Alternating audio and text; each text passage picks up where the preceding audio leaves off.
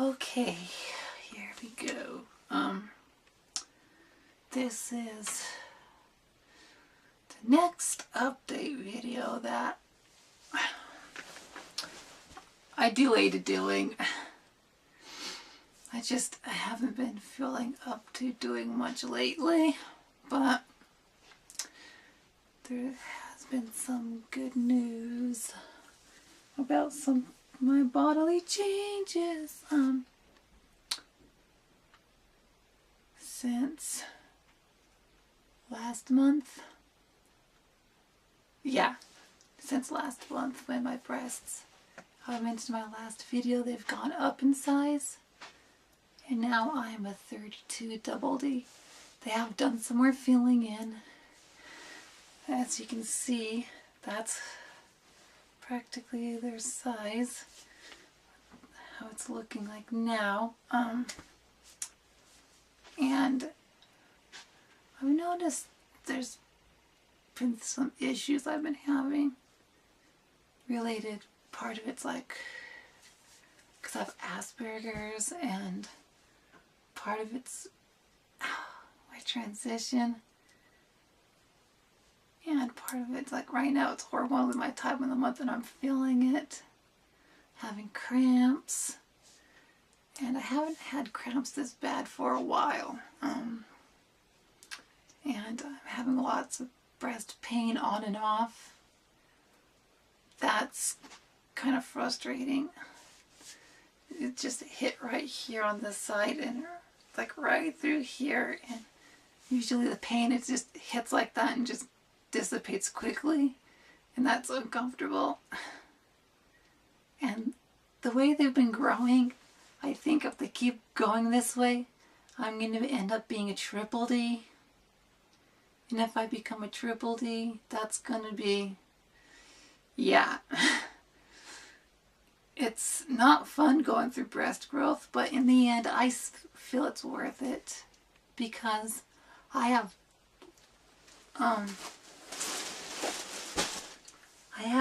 less gender dysphoria. And I've noticed my gender dysphoria has been getting better and better with my body. Especially with my chest. I've been feeling nothing about the dysphorias anymore about my chest. And I just lately, I haven't had that dysphoria, which has been good for me. But I still have issues down there. The hormone replacement therapy, the spironolactone and whatnot, is still causing the same issues. I don't think those issues are ever gonna go away until I'm off of spironolactone and have surgery. But that's for then. It's not exactly now, but yeah. Well, that's pretty much most of the bodily changes I've noticed. There's more breast growth, and through my tummy area, through all this, it's more filled in through here, fat-wise and whatnot. And gaining weight and gaining that fat through all through here, and my hips I have gained last I checked. And gaining all that, I've noticed a big change in with how I feel about myself. I feel a lot happier and a lot better. And back when I was really skinny, I never thought I'd be this happy gaining weight and be more comfortable with my body and myself. And that just is a blessing disguised all in itself. One of the issues I've been having was last month, 2 days before Christmas. And what happened was I woke up that morning. I was like kind of half awake and half asleep. Then within that first minute of waking up, I ended up having a spontaneous orgasm. That was the first time I ever had a spontaneous orgasm when I woke up. It just happened, and it was happening all morning, like several hours long. Then once the first set stopped, I got in the shower. Then it started up again. Then I was starting to become uncomfortable because, like, the first sets that were going on was fine and everything. It was the second set. What happened was, it was so strong, to the point where I was having a hard time breathing, and because I was having a hard time breathing, I ended up having a really bad anxiety attack. And that was the first time that's ever happened that way. And it sucked. I got through it though. I got through it, and I'm doing better. But I'm still having spontaneous orgasms, but not as much. I've noticed when I can say masturbate in the female way, kind of the way I do it for myself, not like a typical person would. I do it a little bit differently, but when I do it this specific way, I noticed I have less spontaneous orgasms. Like the prostate G spot, when that's stimulated, I notice, and stimulating like a vaginal cavity where the vaginal cavity should be, in that way I explained in a past video. Doing it like that, I noticed I have less spontaneous orgasms, or if I have sex. The last 3 times I had sex, in between each one of those, I had less spontaneous orgasms than when I don't have any sexual activity at all, I've noticed. So, that's, yeah. And my sexuality is another issue. I've been really craving sex badly. I'm not quite sure why. I've been having tons of sexual thoughts. And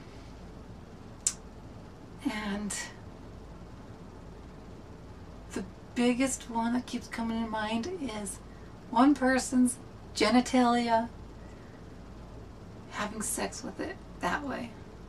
Penetrative sex. Me being penetrated and not using a toy and actually having the real thing.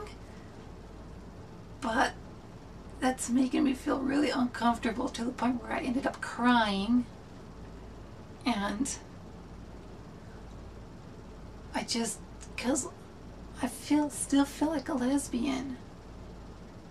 And that's never changed at all, even with some of the experiences I've had. Especially when I'm having bisexual tendencies towards just the genitalia, penis penetrating me part. That's it. I don't like, even though I don't like penises, male genitalia I should say, especially on my own body. I don't like my own genitalia. I'm craving the real thing, and that's really frustrating because I'm not straight and I'm not bisexual that I know of, but I keep having these thoughts and feelings towards, it's only towards one person. It's only been one person and no other guy in this world. And I've never had this happen before this strongly, and I'm really frustrated about it. And that's, even talking about this is really hard for me. But I've been getting better, trying to get through this. And I just wish I could just have the experience, but with a woman, instead of having these thoughts of male genitalia and whatnot, because I just want to be with a woman around my age, and that's how I've been feeling, especially dating wise. I only like women that way, no men, and that's just how I feel.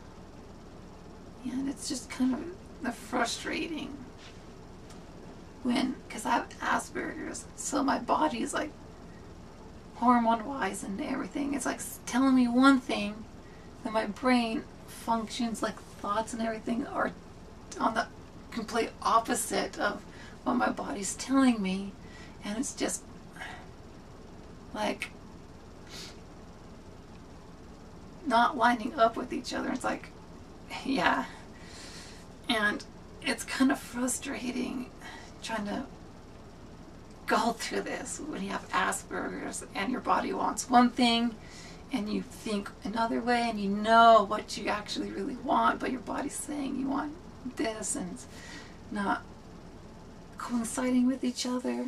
So that's what's frustrating here with this.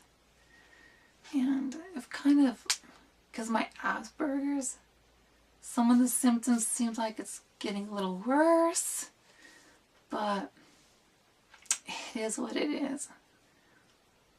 And that's pretty much what I'm going through at the moment. Besides a little bit of the financial issue I'm still struggling with, and I may not be able to afford my estradiol for a while. And that's what sucks. So yeah, other than that, not any other changes have really happened. It's just my body's still going through all these changes, and this is how, yeah, it looks like, yeah. See this way? This is actually how they actually look, how big they are now. So yeah, other than that, I have been happier, a lot happier with my body and more comfortable. And the only real thing that I'm concerned about is I'm still waiting for the SSI to happen, like their decision, so I can figure out what to do next. But in the meantime, I just have to do the best I can. And I was able to recently, because of my insurance, get a newer phone. So that's all covered and everything for a year and whatnot. So yeah, other than that, I'm still here, still having changes with my transition, still waiting for the SSI, and hopefully I'm able to get the surgery soon as all this gets resolved. So, and there's one thing that's been on my mind a little bit. What kind of things, because I know all you who are watching my videos, and you actually do watch them, what kind of things do you want me to actually talk about that you may have questions about my transition and what I'm going through and whatnot? If you actually comment, send me like a message comment of what you want to actually hear me talk about, what some experiences and whatnot I may not have covered with my experiences with things.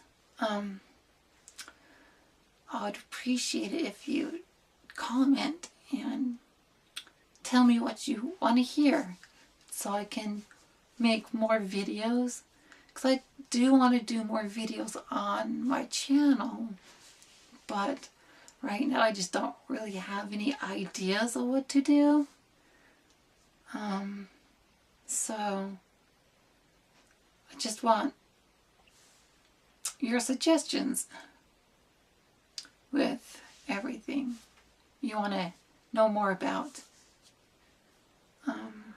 Yeah, so besides all of that, the one thing that really is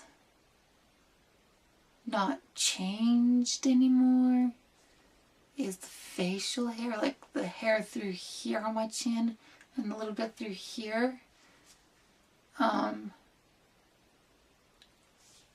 pigment's not really fully coming in, and it's still that whitish color, even though it's some of the hair is more thinner and some of it's still a little coarse, but it's to the point where it's the pigment's not where it's noticeable unless it gets to the hair gets to a certain length, then it's noticeable. So I'm probably gonna have to start getting electrolysis now, which I don't really have the money for that because that's kind of it's more expensive than laser.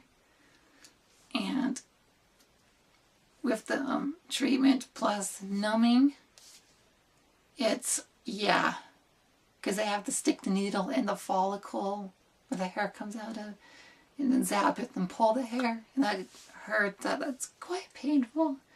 And that's like the cheapest I know of is the person that does it at the, where my doctor is that's prescribing my prescriptions for my hormone replacement therapy.